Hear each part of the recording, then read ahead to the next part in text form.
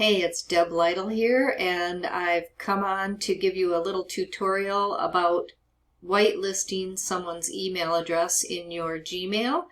So we'll go on over there and I'll show you a snippet tool you need to get on your Mac or your Windows so that you can snip the screen once you've whitelisted me, and then send that to me by email, and I'll send you your free training video that I promised in the welcome email.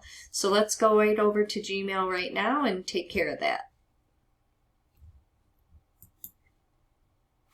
So here we are in Gmail, and if you look at this down here on my screen, if you go to Windows and you hit snip, put in snipping tool, you'll get the snipping tool that'll come up.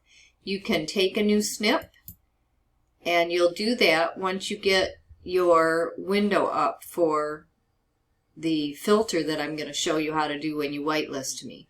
So let's go back out of here and see these broken lines here that are stacked. If you click on that and you put in here deb@deblytle.com,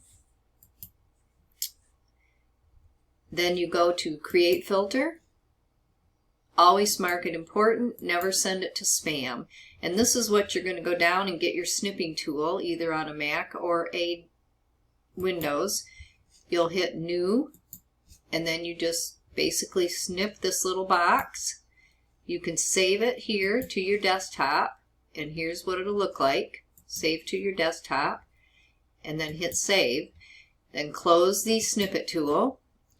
Go back and hit create filter.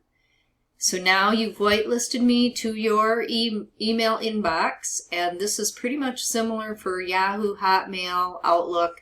If you go up to your help section right up here, usually they'll show you how to whitelist, or you can Google whitelisting in a Yahoo mailbox inbox or Hotmail inbox, whichever one you might have if you don't have Gmail. So that's all you need to do, and then send me a copy of that, and I'll be happy to send you the promised training or video in the welcome email.